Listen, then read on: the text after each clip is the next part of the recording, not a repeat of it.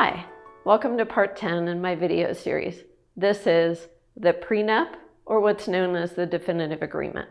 This is where you kind of agree in advance, if things don't work out, this is how it's going to be dealt with.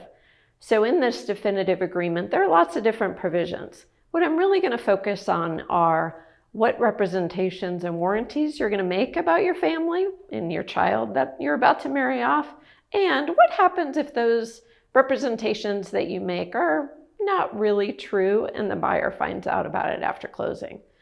So about representations and warranties. I know the buyer did due diligence, you provided them all this information. Well, now you get pages and pages and pages, sometimes like 40, 60 pages of representations and warranties. And this is sentence after sentence about, yes, I complied with the law. No, I don't own any real estate. No, I don't need any consents except for these three. Lots of items. We're talking about everything that the buyer asked about. Now we're going to have a sentence that, yes, what I told you is really true. Or we're going to put on a schedule some exceptions, like, oh, well, there was that one time that Aunt Betty at the Christmas party did say X, Y, or Z. That may have been sexual harassment. Don't worry, we settled it. Things like that.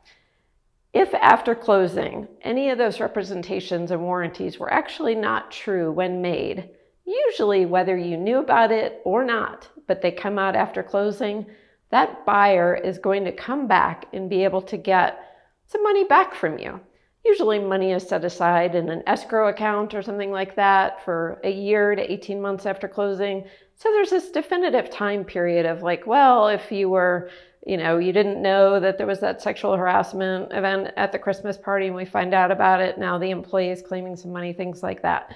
The buyer's going to say, you get to pay for that because that happened when you were in charge of the business, not when I was.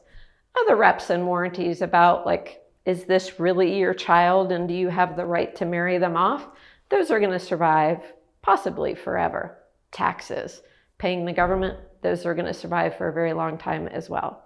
So after closing, there's going to be this time period where things might be a little bit shaky and you make these purchase price adjustments and things like that. Next up in the video series is the wedding, the big day.